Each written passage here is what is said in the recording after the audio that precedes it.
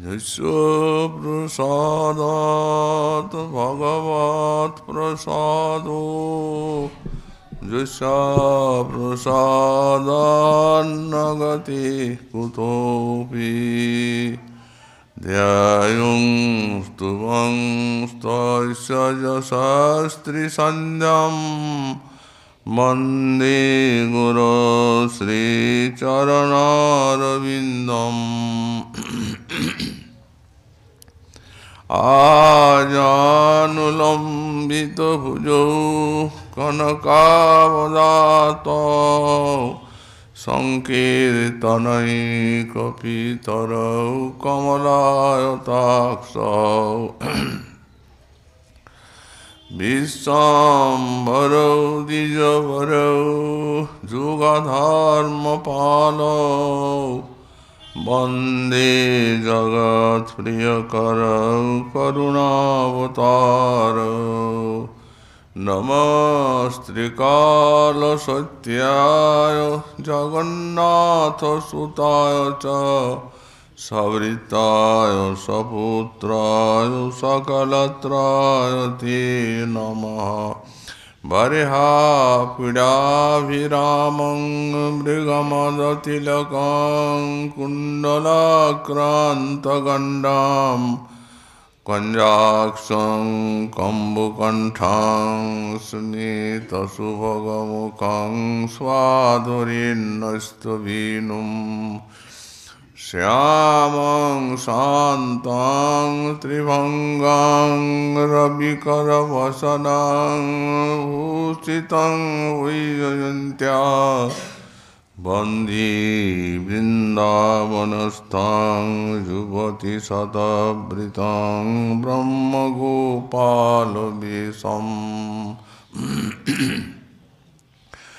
तप्त कांचन गौरंगी राधे वृंदावनेश्वरी वृषभानुसुते देवी तं नमामि हरिप्रिये मूकं करोति वाचालं पङ्गुं लङ्घयति गिरिं यत्कृपातमहं वन्दे परमानन्दमाधवां वाञ्छाकल्पतरुभ्यश्च कृपासिन्धुभ्य एव च पतितानां पावनेभ्यो वैष्णवेभ्यो नमो नमः हरिभक्ति पराजये च हरिनाम परायणा दुर्वृत्ता वा सुवृत्ता वा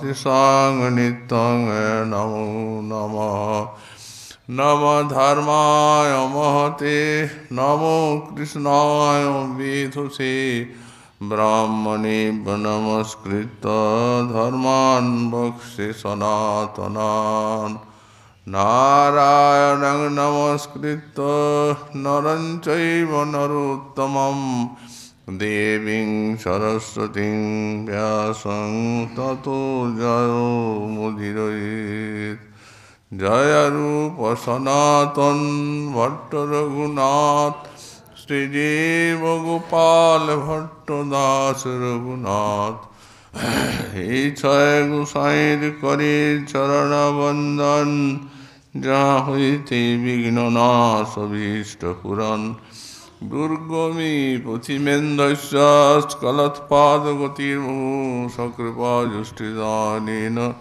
সন্ত সন্তু বলম্বনম।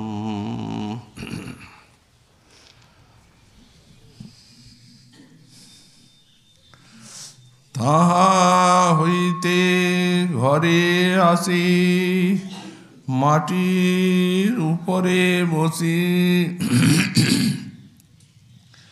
নখে করে পৃথিবী লিখন হা হা কাহা বৃন্দাবন কাহা গোপীন্দ্র নন্দন কাহা সেই বংশী বদন।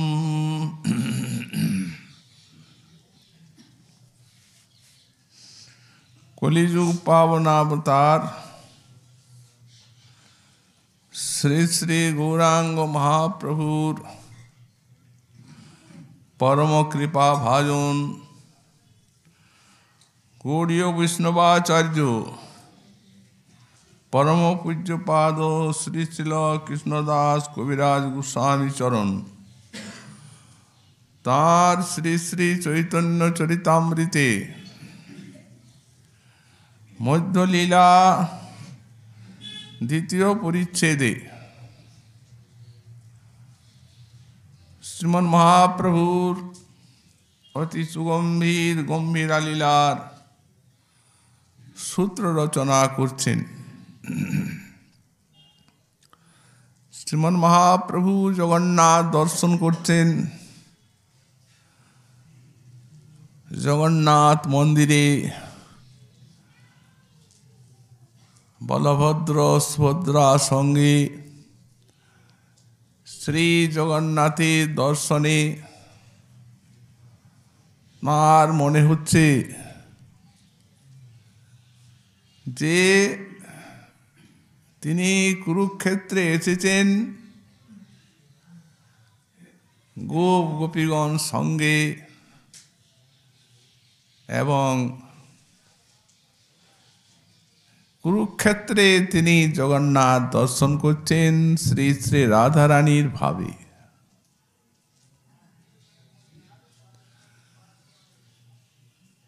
এখন শ্রী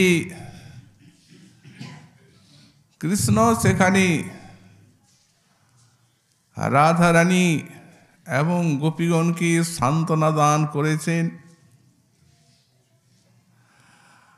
আমরা ভাগবতে শ্লোকের থেকে গতকাল সে বিষয়ে কিঞ্চিত আলোচনা করেছি এবং সান্ত্বনা দান করে আর শেষে একটা শ্লোক বললেন, মই ভক্তির হি ভূতানাং অমৃতত্বায় কল্পতে দৃষ্টা যদা চিন্মৎ স্নেহ ভবতীনাং মদাপন। রাধারানীকে বলছেন, মই ভক্তির হি ভূতানাম অমৃতত্বায় কল্পতে, আমাতে যে সব জীবগণের ভক্তি অর্থাৎ শ্রবণ কীর্তন স্মরণ অর্চন বন্দনাদি এই জীবগণের অমরত্বের জন্য কল্পিত হয়।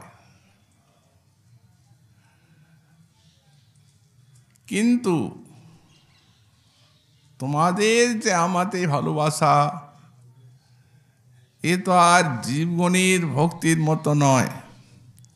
দৃষ্টা যদা শ্রীমৎ স্নেহ ভবতীনাং মদাপন, আমার ভাগ্যবশত তোমাদের আমার প্রতি যে স্নেহ বা সেই মহাভাব আছে সেটি আমাকে আকর্ষণ করে এনে আর তোমাদের নিকটে নিয়ে আসে। তো এই শ্লোকে যে ভূতানাং শব্দটি বলা হয়েছে, মই ভক্তির হি ভূতানাম, এই ভূতানাং শব্দের ব্যাখ্যায় আমাদের শ্রী বৈষ্ণব তস্মি টিকাতে লেখা আছে যে যেহেতু যে কোনো ব্যক্তি শ্রীকৃষ্ণের ভজন করতে পারেন,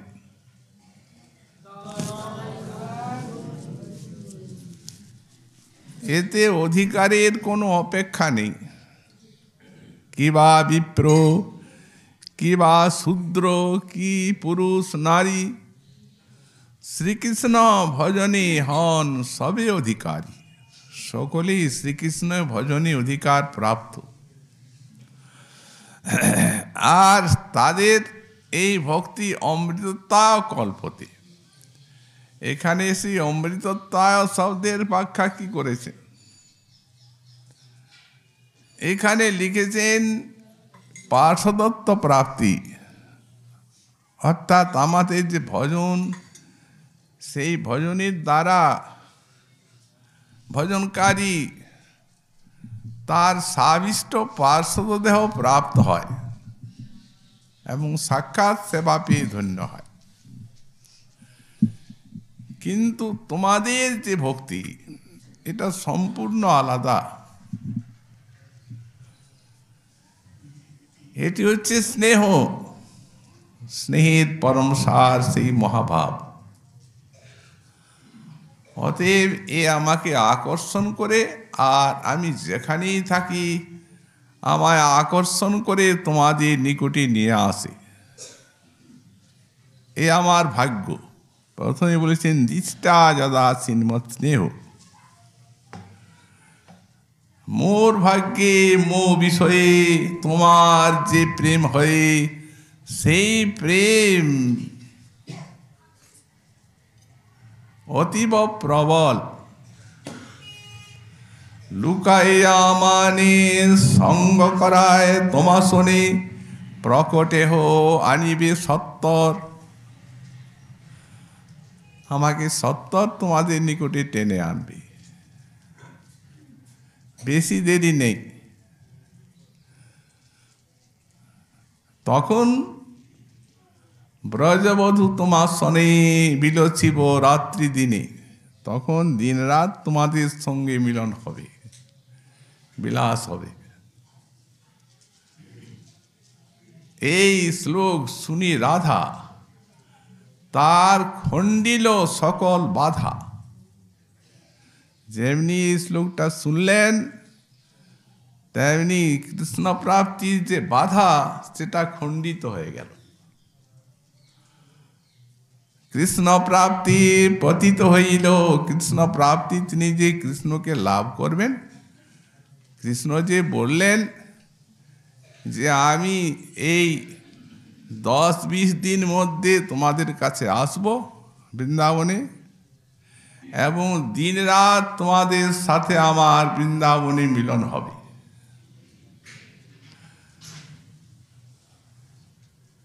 কি আনন্দ! এত অশ্রু পড়ল যে গরুর স্তম্ভের তলে আছে এক নিম্ন খালে, সে খাল ভরিল অশ্রু জলে। গঙ্গা যমুনা ধারার মতো অশ্রু বইল, আনন্দের স্রোত, সে খালটা ভরে গেল। তারপরে কবিরাজ গোস্বামী পাদ বলছেন, তাহা হইতে ঘরে আসি, মাটির উপরে বসি, নখে করে পৃথিবী লিখন। তারপরে এলেন সেই জগন্নাথ মন্দিরের থেকে মহাপ্রভু, ভাবান্তর এলো। এই 12 বর্ষ মহাপ্রভুর ওই রাধারানীর যে দিব্য উন্মাদ বিরহ ভাব, এটি হচ্ছে তাঁর স্থায়ী ভাব। যেমন রাবণের চিতা চিরকিন যেমন জ্বলছে, তেমনি এই মহাপ্রভুর হৃদয়ে এই সময় ওই শ্রীকৃষ্ণের বিরহানল অহরহ জ্বলছে। তো সুতরাং এসেই তিনি মনে মনে চিন্তা করছেন যে যখন তিনি বৃন্দাবন ছেড়ে যান, তখনও তো তিনি আমায় এই রূপ সান্ত্বনা দিয়েছিলেন, কাল আসবো বলে গেলেন, কিন্তু কই, আর তো ফিরে এলেন না। তিনি বাগ্মী শিরোমণি, আমাকে সান্ত্বনা দিতে ইনি খুব পটু। এগুলি সব তার সান্ত্বনা বাণী। তোমার সঙ্গে আবার বিলাস হবে, আবার আমি বৃন্দাবনে আসব, কিন্তু আসবেন না। মহাপ্রভুর হৃদয়ে ভাবান্তর। যখন ভাবান্তরটি এলো, সেই তখন চিন্তা ব্যাপ্ত করল হৃদয়কে, তারই অনুভব লিখছেন। তা হইতে ঘরে আসি, মাটির উপরে বসি, পরিম্লান বদন শশী গৌরাঙ্গের, রাজা রানীর বিরহে বিরহে দেহ ক্ষীণ, পরিম্লান মুখ শশীতে মাটির উপরে বসে পড়লেন। বসে নখে এমনি করে মাটিকে লিখছে। এটি রমণীগণের চিন্তার একটা অনুভব। যখন গাঢ় চিন্তা আসে তখন ওই মাটিতে করে বসে বসে নখে লিখেন, মাটি খুঁড়তে আরম্ভ করেন। কোন সময় এই অনুভবটি এত প্রবল হয় যে গোবিন্দ অঙ্গ সেবক তিনি এসে হাতে ধরেন, কারণ হাতে ক্ষত হয়ে যাবে আঙুলে। এই জন্য মনে মনে ভাবছেন এ সমস্তই স্তোক বাণী হতে, তিনি কি আর আসবেন? হায় হা হা কাহা বৃন্দাবন, কাহা গোপীন্দ্র নন্দন, হাহাকার করতে লাগলেন। হা হা, কোথায় সেই বৃন্দাবন? কুরুক্ষেত্রে যখন পেলেন, সে সময় ওই বৃন্দাবনের স্মৃতি হৃদয়ে এসে উদিত হয়। কারণ এই কুরুক্ষেত্রে পাওয়া কৃষ্ণকে আর শ্রী বৃন্দাবনে পাওয়া, এ তো আকাশ পাতাল প্রভেদ। এখানে লোকজন, হাতি ঘোড়া হইচই, আর সেখানে এখানে লোকে লোকারণ্য, আর সেখানে পুষ্পারণ্য, ফুলের বন। এখানে হাতি ঘোড়া, আর সেখানে পিক ভৃঙ্গ ময়ূর হরিণ বিচরণ করছে। নির্জন বৃন্দাবন, কোকিলের গান, ময়ূরের নৃত্য। তো এই পরকীয় রসে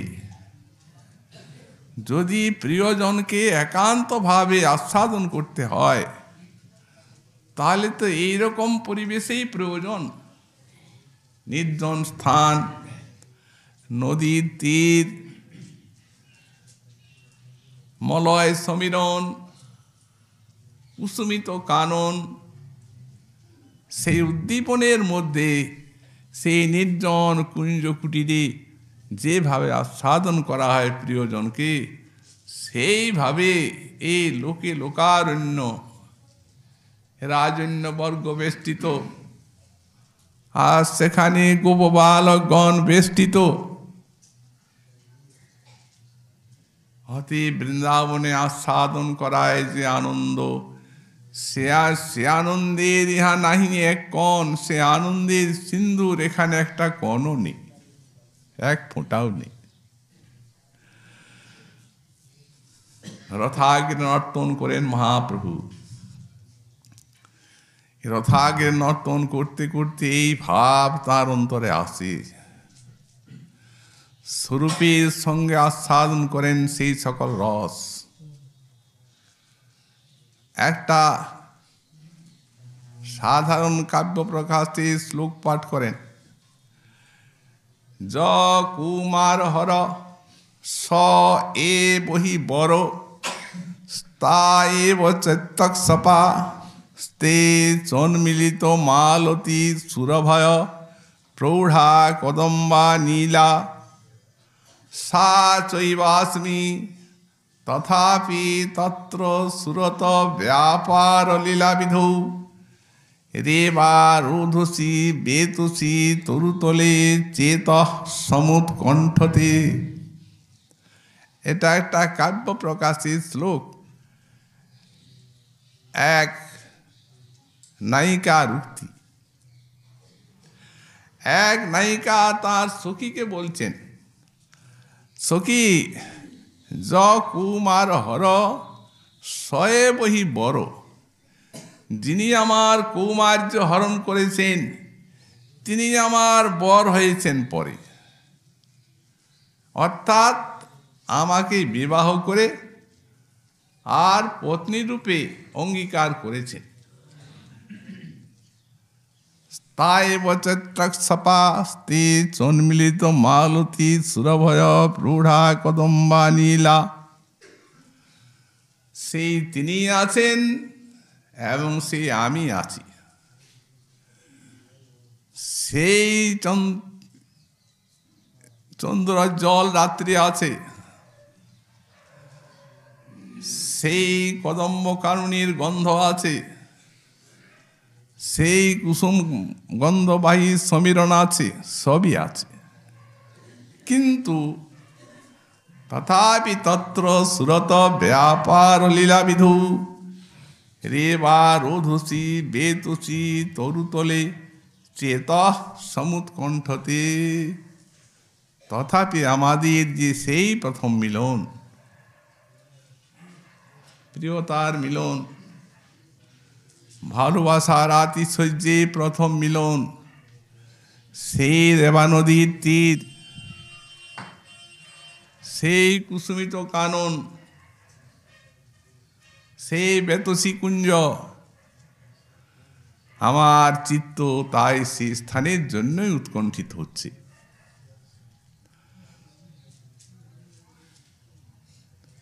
এটা একটা সাধারণ কাব্য প্রকাশের শ্লোক, মহাপ্রভু পাঠ করেছে। এখন শ্রীরূপ গোস্বামী পাদ শুনেছেন মহাপ্রভুর মুখে সেই শ্লোক। তিনি এই শ্লোকটির একটি সুন্দর অনুবাদ করেছেন। স্বয়ং কৃষ্ণ কুরুক্ষেত্র মিলিত তথাহং সা রাধা তদিদমুভয় সঙ্গম সুখম,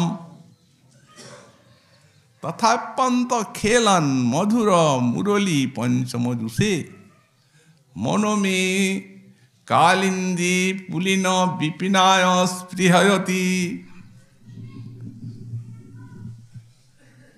ওই শ্লোকটিরই অনুবাদ। কি লিখেছেন? স্বয়ং কৃষ্ণ, ইনি সেই কৃষ্ণই আছেন, এবং তথাহং সা রাধা, আমি সেই রাধাই আছি, এবং কুরুক্ষেত্র মিলিত, এই কুরুক্ষেত্রে মিলিত হয়েছি উভয়েই। তদিদমুভয় সঙ্গম সুখম, পরস্পরের সঙ্গ সুখ আছে। তথাপ্যন্ত খেলন, সেই মধুর মুরলী পঞ্চমজুষে, তথাপি সেই যে বৃন্দাবন, সেই বৃন্দাবনে যে পঞ্চম সুরে সেই অদ্ভুত মুরলীর আকর্ষণময় নিনাদ, কুসুমিত কানন, মলয় সমীরণ, কোকিলের কুহুরব, ভ্রমরের গুঞ্জার, সেই নির্জন কুঞ্জ কুটির, আমার মন কিন্তু সেই স্থানকেই স্পৃহা করছে, এখানে ভালো লাগছে না। সেই তুমি, সেই আমি, সেই নবসঙ্গম, তথাপি আমার মন হরি বৃন্দাবন, বৃন্দাবনে উদয় করাহ আপন চরণ। শ্লোকটি লিখে চালের উপরে গুঁজে রেখেছেন। জগন্নাথ মহাপ্রভুর সেই গম্ভীরা এবং জগন্নাথ মন্দিরে এই তিন মূর্তি যান না, এক হরিদাস ঠাকুর, আর আসেন যদি নীলাচলে এক শ্রীপাদ সনাতন গোস্বামী চরণ, আর শ্রীরূপ গোস্বামী পাদ।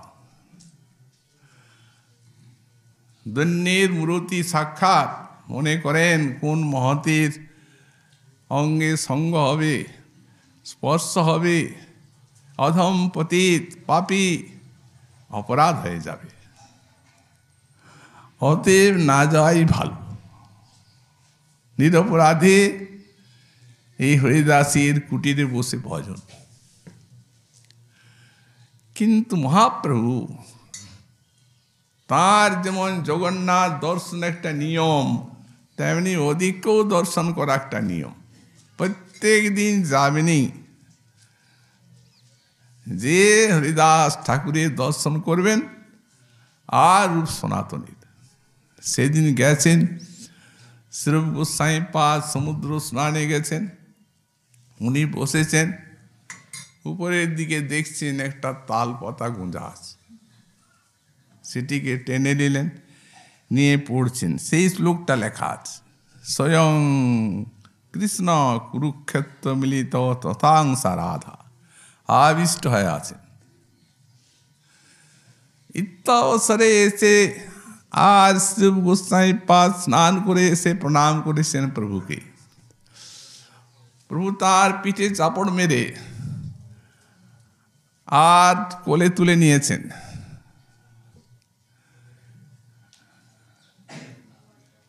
বলছেন, আমার হৃদয়ের বার্তা কেহ নাহি জানে, মোর অন্তরের বার্তা তুমি জানিলে কেমনে? আমার মনের কথা কেউ জানতে পারে না, তুমি কি করে জানলে? স্বরূপ দামোদর আছেন, জিজ্ঞাসা করছেন, স্বরূপ এ আমার মনের কথা কি করে জানলো বলো তো? স্বরূপ কহেন, জানি কৃপা করিয়াছ আপনি, তোমার কৃপা বিনা নহি তোমার হৃদয়ের অনুবাদ, এমন কেউ নেই।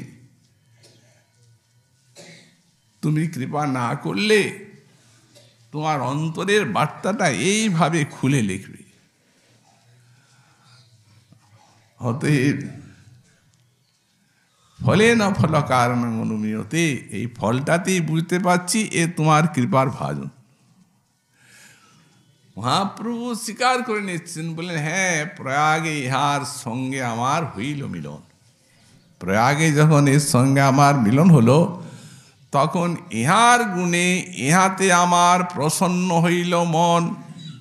তখন এর যে গুণ, সেই গুণে আমি অতিশয় প্রসন্ন হয়ে গেলাম। অতএব এর প্রতি আমার কৃপা হয়েই গেছে। দেখো স্বরূপ, এই গূঢ়রস বিবেচনা করবে, বিচার করবে। অতএব তুমিও করিও তুমিও এখানে গূঢ়রস বিচারের জন্য একে কৃপা করবে, শক্তি সঞ্চার করবে।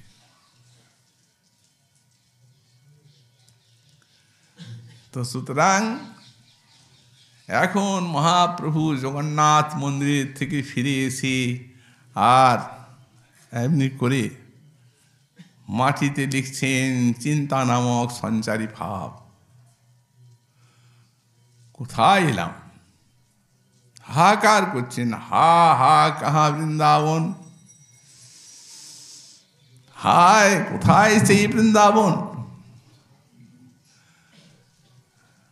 এই বৃন্দাবন এমন একটি স্থান, এই বৃন্দাবন, এই যমুনা নদী, এই গোবর্ধন, এই রাধাকুণ্ড, শ্যামকুণ্ড, এই যে শব্দগুলি আছে, এই শব্দের ভিতরে একটা প্রেম রসময় উন্মাদনা আছে। শব্দগুলি সামাজিকের ভক্তের কানে গেলেই মনটা কেমন হয়ে যায়। এই শব্দেরই শক্তি। ভক্ত কেবল নয়, এই শব্দ, এই স্থান সাক্ষাৎ স্বয়ং ভগবানের মনকে পর্যন্ত আনন্দ করে, আনন্দ রসে ডোবায়। আমরা শ্রীমদ্ ভাগবতী দেখতে পেয়েছি, যেদিন নন্দ মহারাজ সব গোপগণ কৃষ্ণ বলদেবকে নিয়ে আর গোকুল ছেড়ে এই বৃন্দাবনে প্রবেশ করলেন, সেদিন সুকমুনি লিখছেন, বৃন্দাবনম গোবর্ধনম যমুনা পুলিনানি চ বিক্ষা সেতুত্তমা প্রীতি রাম মাধবয় নৃপ। হে রাজন, বৃন্দাবন দেখলেন রাম মাধব, বলদেব এবং কৃষ্ণ। সেটাই কি দেখলেন? বৃন্দাবনম গোবর্ধনম যমুনা পুলিনানি চ। বৃন্দাবন দেখলেন, গোবর্ধন দেখলেন, যমুনা পুলিন দেখলেন। দীক্ষা দেখেই উত্তমা প্রীতি আসিত, তাদের হৃদয়ে উত্তম প্রীতি সঞ্জাত হলো। এই বৃন্দাবন নিজের গুণে যেমন ভগবানকে উন্মায়িত করে, তেমনি রাধারানী তো বললেন মোর মন বৃন্দাবন। বৃন্দাবনটা আমার মন। মনে এবং বৃন্দাবনে কোনো প্রকার ভেদ নেই। রাধারানীর হৃদয়েই হচ্ছে এই বৃন্দাবন। তেমনি ব্রজগোপীগণের,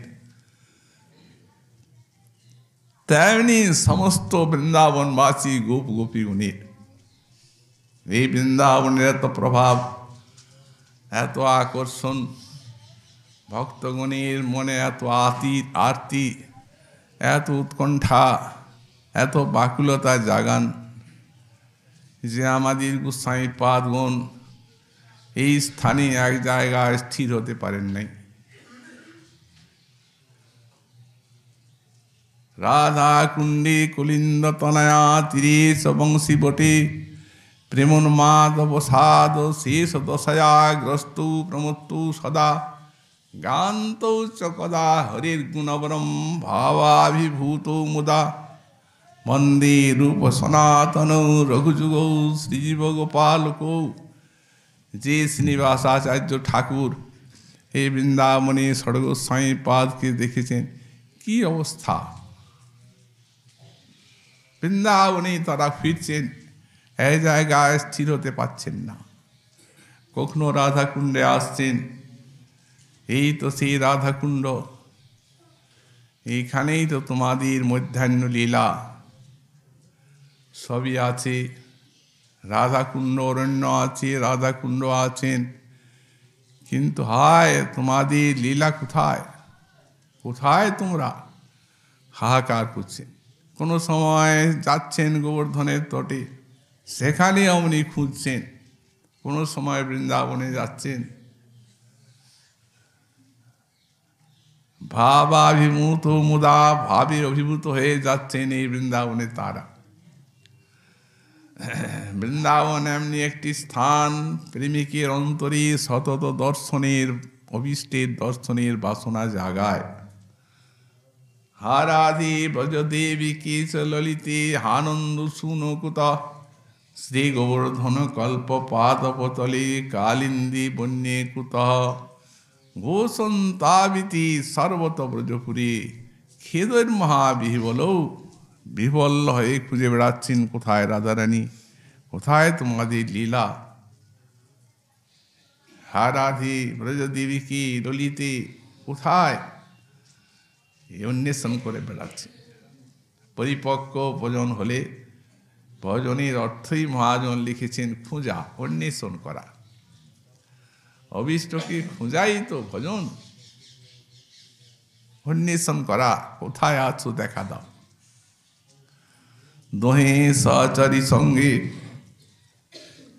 সেই মদন মোহন ভঙ্গে, শ্রীকুণ্ডে কলপতরু ছায়, আমারে করুণা করি দেখাইবে সে মাধুরী, তবে হয় জীবন উপায়। ঠাকুর মশাই বললেন এত দূর উঠতে না পারি, কিন্তু অন্তত ভাবের রাজ্য বৃন্দাবনে একটু আবেশ নিয়ে তো বাস করব। এতদূর না হয় নাই উঠলাম। হরি হরি কবে মোর হইবে সুদিন, ফল মূল বৃন্দাবনে খাইয়া দিবা অবসানে, ভ্রমিব হইয়া উদাসীন। শীতল যমুনা জলে স্নান করি কুতূহলে, প্রেমানন্দে পুলকিত হইয়া, বাহুপর বাহু তুলি বৃন্দাবনের কুলি কুলি কৃষ্ণ বলি বেড়াবো কাঁদিয়া। সেই দেখিব সংকেত স্থান, আমার জুড়াবে তাপিত প্রাণ, প্রেমাবেশে গোড়াগড়ি দিব, কাহা রাধা প্রাণেশ্বরী, কাহা গিরিবরধারী, কাহা নাথ বলিয়া ডাকিব। মাধবী কুঞ্জের পরি, সুখে বসি সুখ সারি, গাইবে রাধা কৃষ্ণ রস। তরুমূলে বসি তাহা, আমার কবে জুড়াইবে হিয়া, কবে সুখে ঘুমাবো দিবস। এই বৃন্দাবনে স্থির থাকা যায় না, একটু না একটু এই বৃন্দাবনের স্বভাবে সাধকগণের চিত্তে আকুলতা উৎকণ্ঠা জাগবেই ভজনানুরূপ। রাধারানী তো বৃন্দাবনের জন্য উন্মাদিনী, সেই ভাব নিয়েছেন মহাপ্রভু। বলছেন হা হা কাহা বৃন্দাবন, কাহা গোপেন্দ্রনন্দন, দেখলাম তো, কিন্তু গোপেন্দ্রনন্দনকে তো দেখলাম না। দেখলেন তো কুরুক্ষেত্রে, জগন্নাথকে দেখলেন তো, লোকজন হাতি ঘোড়া, গোপেন্দ্রনন্দন কোথায়?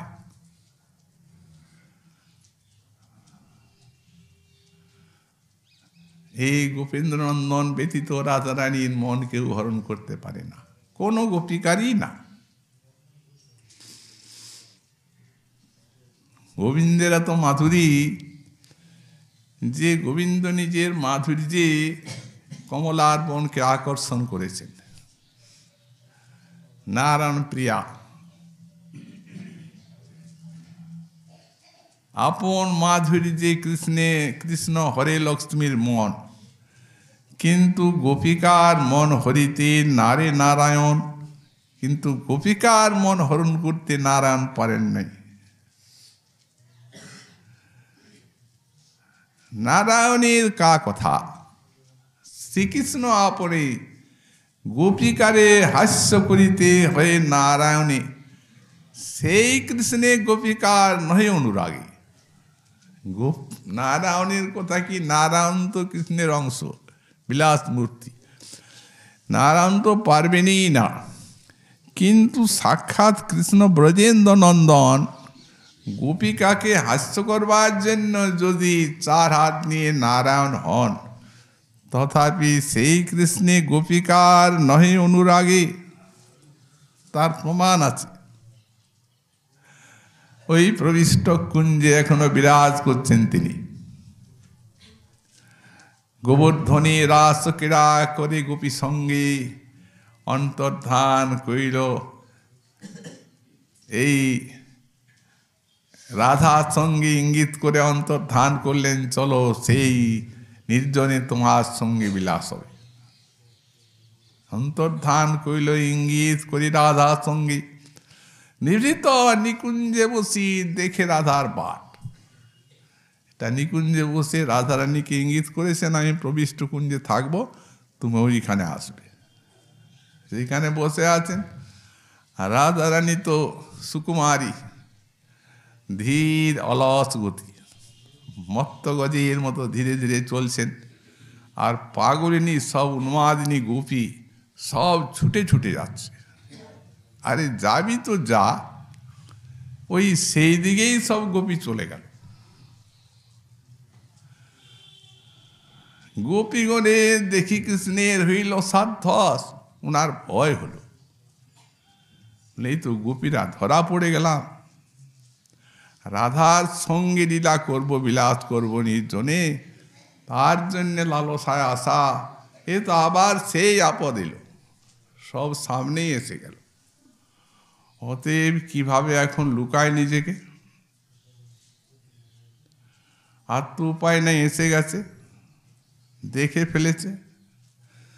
তা এখন যদি অন্য আকারে থাকি, তাহলে ওরা ধরতে পারবে না।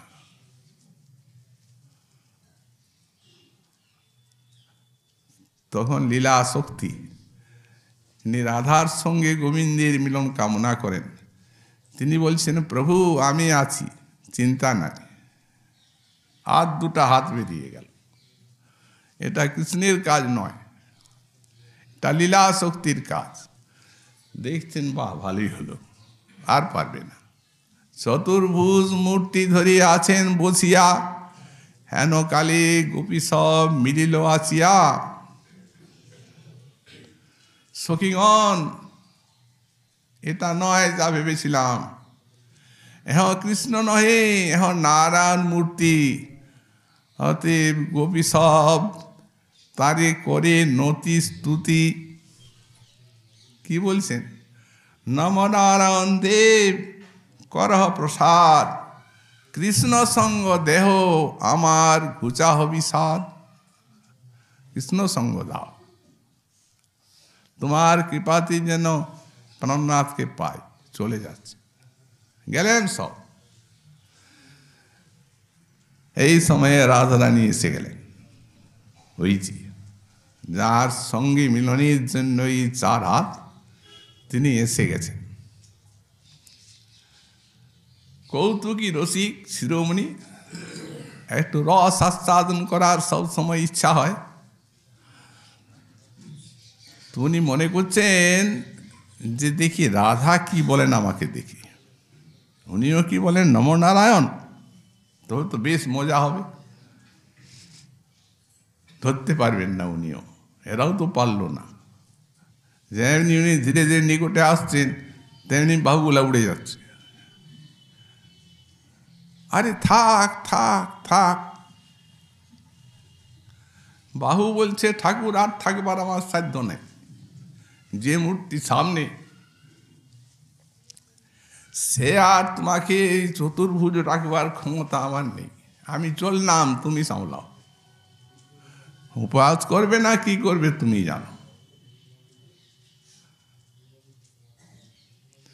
তো লুকাইল 2 ভুজ রাধার অগ্রিতে, বহু চেষ্টা করিল কৃষ্ণ নারিল রাখিতে। উনি অনেক চেষ্টা করলেন, থাক থাক। এই দেখি এই রাধা প্রেমের এক অদ্ভুত প্রভাব, যে কৃষ্ণের করাইল দ্বিভুজ স্বভাব, যে দ্বিভুজ বানিয়ে দিল, সেই গোপেন্দ্র নন্দন রূপে প্রকাশিত হয়ে পড়লেন। এমনি এই তো ইনি দেখে এলেন যেটি, সেটি তো কুরুক্ষেত্রের রাধা। আবার তিনি সূর্যলোকে গেলেন, ওই খুব কান্নাকাটি করেন কৃষ্ণের জন্য। সঙ্গে আছেন বিশাখা, খেলাতীর্থে ঝাঁপ দিয়ে গেছেন। রাধারানীকে কান্না করতে দেখে ছায়া সূর্যপত্নী, উনি বলছেন, পুত্রী কোনো চিন্তা নাই, ভগবানের জন্য তো কাঁদছো, এখানেও সূর্যমণ্ডলে ভগবান আছেন, এখানে যাও ভগবানের দর্শন করো, তাহলেই বিরহ জ্বালা যাবে। বিশাখা দেবী তিনি মনে মনে ছায়ার কথা শুনে বলছেন, মা তো ও হয় না, হবে না ওটা। আপনি তো কি কেউ বুঝতে পারে না ওটা। গোপীনাং পুষ্পেন্দ্র নন্দন যুষু ভাবৈশ্বকুস্তাং কৃতিং বিজ্ঞাতুং ক্ষমতে দুরূহ পদবীম সংসারিণ প্রক্রিয়াং আবিষ্কুর্বতী বৈষ্ণবীমপি তনুং হন্ত ভুজোর জিষ্ণুবি। অদ্ভুত চতুর্ভিরতি রাগোদয় কুঞ্চতি। হে মাতো, এটা আপনি বুঝবেন না। এই গোপীগণের যে এই নন্দনন্দন বিষয়ক যে নিষ্ঠা, গোপীনাং গোপেন্দ্র নন্দন নিষ্ঠা, এই যে নিষ্ঠাটা, এটা কোনো কৃতি, কোনো জ্ঞানীর বুঝবার ক্ষমতা নেই। জ্ঞানের দ্বারা বোঝা যায় না, গোপীভাবে বোঝা যায়। বিজ্ঞাতুং ক্ষমতে দুরূহ পদবীম, এ অতি দুরূহ পদবী। এ তো আপনি নারায়ণকে দেখাবেন, সূর্যমণ্ডলে সরসিজা আসনে যিনি আছেন, কিন্তু সাক্ষাৎ কৃষ্ণই চতুর্ভুজ অঙ্গীকার করেছিলেন, পারেন নাই। রাগোদয় কুঞ্চতি, 4 ভুজ দেখলেই রাগোদয়, অনুরাগ সংকুচিত হয়। অতএব সেই ত্রিভঙ্গ ভঙ্গিম ঠাম গোপবেশ বেণুকর, নবকিশোর নটবর, মুরলীধারী, ইহা ছাড়ি হয় যদি কৃষ্ণ যদি হয় অন্যাকার, গোপীভাব নিহ নাহি যায় নিকুটে তাহার। তারপরে সান্ত্বনার জন্য তো সত্রাজিৎ বললেন, এখানে তো সূর্যদেব বলে এখানে তো রাখা যাবে না একে, অতএব একে আমার মিত্র যে আছেন সত্রাজিৎ সেইখানেই পাঠিয়ে দেওয়া। সেই দ্বারকায় পাঠালেন। এলেন রাধা, তো সেখানে দ্বারকায় এসে ওই সত্রাজিতের ওখানে এসে সত্রাজিতের মাতা উনি বললেন, এত সুন্দরী জগৎ বিলক্ষণ, রাজপুরে থাকার যোগ্য, রাজভবনে এইখানে। উনি সেই পৌঁছে দিলেন রাজার আলোয়, রুক্মিণীর হাতে দিয়ে দিলেন জিম্মা। রুক্মিণী দেবী রাধাকে দেখেই আর মনে মনে চিন্তা করছেন যে যদি কৃষ্ণ একে দেখেন তাহলে আর আমার কোনো মূল্য নাই, অতএব একে এখানে রাখা যাবে না। ওই যেখানে নববৃন্দাবন, যেখানে সেই সংজ্ঞা ওই সূর্যপত্নী, তিনি সেই সংজ্ঞা তাঁর পিতা বিশ্বকর্মাকে বলে ওই নূতন বৃন্দাবন করেছে রৈবতক পর্বতে, ওইখানে পাঠিয়ে দিলেন। তখন সেই নূতন বৃন্দাবনে যাই হোক ছবিগুলি তো আছে কৃত্রিম, সেখানে সব কৃত্রিম, সেখানে নন্দ যশোমতী আছেন কৃত্রিম, সেখানে গোপ গোপী, বিশ্বকর্মার সৃষ্টি, বন জঙ্গল ফুলের বন সবই আছেন, গাভী ইত্যাদি সব কৃত্রিম ছবির মতো। সেখানে কৃষ্ণ বিগ্রহ আছেন, দুইটি সখী, এক নববৃন্দা আর এক বকুলা সঙ্গে। তো এখন তারা পরিচয় দিলেন যে তুমি রাজেন্দ্রকে ভজন করো, অর্থাৎ শ্রী দ্বারকানাথকে, তিনি তোমার শ্রী গোকুলেন্দ্র। রাজারানী সে কথা মানবার পাত্র নয়। যস্যস্তংস স্ফুরতি চিকুরে কে কি পুচ্ছ প্রণীত, হার কণ্ঠে বিলুঠতি কৃত স্থূল গুঞ্জাবলীভি, বেণুর বক্ত্রে রচয়তি রুচিং হন্ত চেতস্ততো মে, রূপং বিশ্বত্তরমপি হরে নান্যতঙ্গী করতি। অন্য ভগবানকে দেখার কথা বলছে সেই সূর্যমণ্ডলের মতো রাজেন্দ্র দ্বারকানাথ।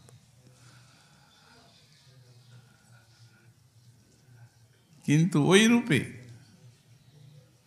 সখীগণ, যস্যস্তংস স্ফুরতি চিকুরে কে কি পুচ্ছ প্রণীত, যার মস্তকে ময়ূর পুচ্ছের চূড়া আছে,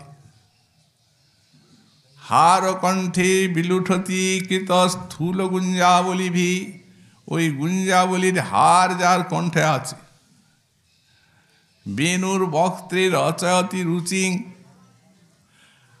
আর যার শ্রীমুখে বেণু শোভা পাচ্ছে, আর সেই বেণুরবি বিশ্ব স্থাবর জঙ্গম পাগল হয়ে যাচ্ছে। এই রকম রূপ ছাড়া, সেই রূপটা ছাড়া বিশ্বত্তর হরি রূপম নান্য অঙ্গীকরতি, আমার মন যদি বিশ্বত্তর কোনো ভগবানের রূপ হয় অঙ্গীকার করে না।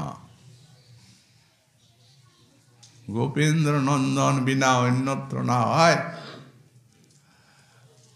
তখন নববৃন্দা বলছেন কি বকুলাকে, বলছেন ছেড়ে দে,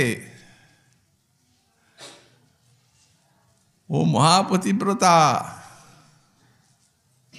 ওই নন্দনন্দন ছাড়াও আর মন অন্যত্র নড়বে না, ওই গোপেন্দ্র নন্দনই চায়।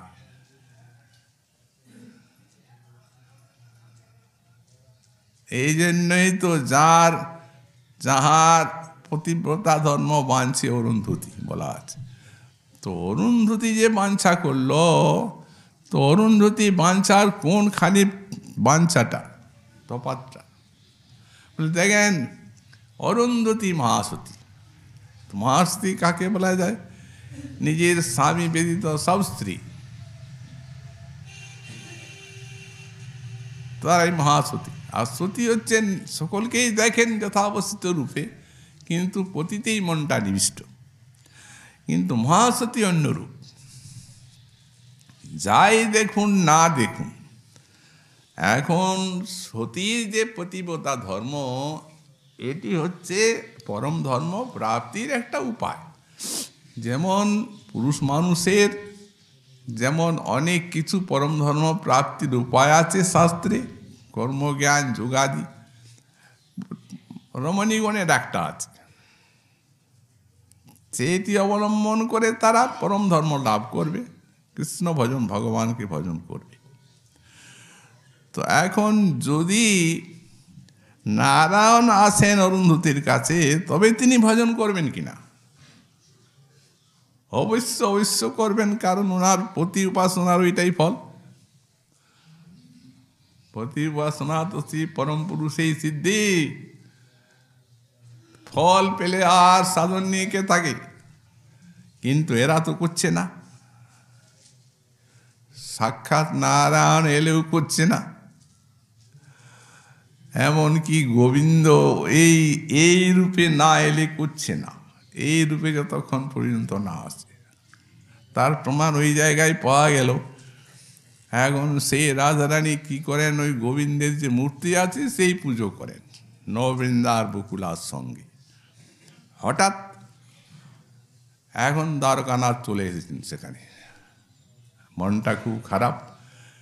নববৃন্দাবন দর্শন করবেন মধুমঙ্গলের সঙ্গে। তারপরে এসে আর দেখছেন, ঘুরছেন, দেখছেন সেই মূর্তি। মধুমঙ্গল বলছেন, সখা তুমি আমার মিত্র নও। ওই কৃষ্ণমূর্তি, বেণুধারী ত্রিভঙ্গ ভঙ্গিম ঠাম।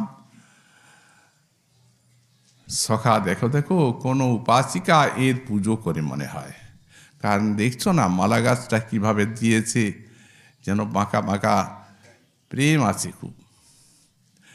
পূজার সময়ে অশ্রু পড়েছে, দেখো না চন্দনগুলো ভাগ ভাগ হয়ে আছে। এই তো অবশ্যই রাধারানী আসছেন পূজার জন্য, পুজোর উপহার নিয়ে মূর্তি পূজা করবেন। সখা ওকার নুপুরের ধ্বনি শোনা যায়, মনে হয় সেই আরাধিকা আসছেন। একটা কাজ করতে পারো, এই প্রতিমাটাকে সরিয়ে দাও অন্য কুঞ্জে, আর আমাকে এই পোশাকগুলা পরিয়ে দাও, প্রতিমার পোশাকগুলা, আর আমি এইখানে এমনি করে থাকি। সখা নড়বে চড়বে না তো, ধরা পড়ে যাবে। বলে না না, নড়বো কেন, ওদের প্রেমটা দেখবো, এই জন্য। দেখো, তাই করলেন, সরিয়ে দিলেন প্রতিমাকে, আর ওকে পরিয়ে দিলেন সেই গোপেন্দ্র নন্দনের বেশ। উনি এরকম করে আছেন। রাধারানী এসেই থমকে দাঁড়িয়েছেন, বকুলে নববৃন্দে আজ তোমার প্রতিমার কি আশ্চর্য মাধুরী, সাক্ষাৎ গোপেন্দ্রনন্দনের মতো।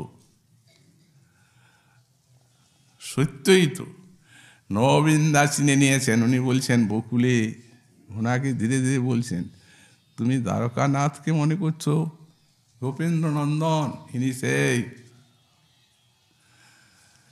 কৃষ্ণ মনে করছেন এখানে নববৃন্দাবনে সব এক একটা করে মূর্তি দিয়েছে ওই বিশ্বকর্মা। উনি মনে মনে ভাবছেন, ধন্য ধন্য বিশ্বকর্মা তুমি, এই মায়াময়ী রাধিকা যে রচনা করেছ, এই সাক্ষাৎ সেই রাধিকারই মতো, কোনো ভেদ নাই। তা না হলে সেই রাধিকা এখানে দ্বারকায় আবার এই নববৃন্দাবনে রৈবতক পর্বতে কি করে আসতে পারেন? অতএব এই মায়া মূর্তি রাধিকার ওই বিশ্বকর্মা রচিত। রাধারানী জিজ্ঞাসা করছেন, ওই মূর্তি বিগ্রহ তোমার যিনি যার তুমি বিগ্রহ তিনি কুশলে আছেন তো? তখন উনি আর সেই মনে রাখতে পারলেন না ওই কথাটা মধুমঙ্গলের। উনি বলছেন, যখন হে মায়াময়ী রাধিকে তুমি কুশল জিজ্ঞাসা করছো, তখন এখন কুশল। ও নববৃন্দে, তোমার প্রতিমা কথা বলছে।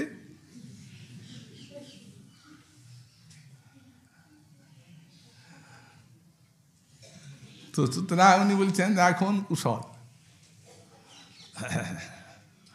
তারপরে এইরূপ অদ্ভুত মূর্তি রচনা করেছ হে বিশ্বকর্মা, বিশ্বশিল্পী, ধন্য ধন্য তুমি। তুমি এইভাবে কথাবার্তা বলতে বলতে শেষকালে ওই অশ্রু এসে গেছে। তোমার প্রতিমা দেখো কাঁদছে সাক্ষাৎ রূপে। তখন নববৃন্দা বলছেন, মুছে দাও অশ্রুটা। তখন অশ্রু মুছছেন। যেমনি স্পর্শ হয়েছে অশ্রু, এই তেমনি ওই রাধারানীর সাক্ষাৎ স্পর্শ পেয়েই মূর্ছা হয়ে গেছে। ও প্রতিমা, আবার তুমি প্রতিমাত্ম লাভ করলে। উনি সেই একটা বৃক্ষে এরকম হয়ে পড়েছেন তো, তখন সেই দুঃখে রাধারানীও মূর্ছিতা হয়ে গেলেন। ওদিকে যেমনি দেখলেন রুক্মিণী তারকানাথ নাই, পাশে সেইখানে গেছে, তাহলে তো হয়েই গেল। চলো চলো যাই। একটা সখীকে নিয়ে, মাধবীকে নিয়ে এসেছেন। ওরা সেই তাঁর চরণে নুপুরের শব্দ পাচ্ছে, ওই পশু পক্ষীগুলো দৌড়ে ছুটে যাচ্ছে। সখীগণ বলছেন, সরাও সরাও সরাও একে। তখন রাধারানী মূর্ছিতা, রাধারানীকেও সরিয়ে নেওয়া হলো। আর তারপরে ওরা এসে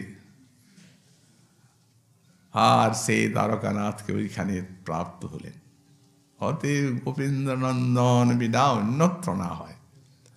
এই মানে হা কাহা বৃন্দাবন, কাহা গোপীন্দ্রনন্দন, কাহা সেই বংশীবদন, সেই বংশীবদন উনি কোথায়?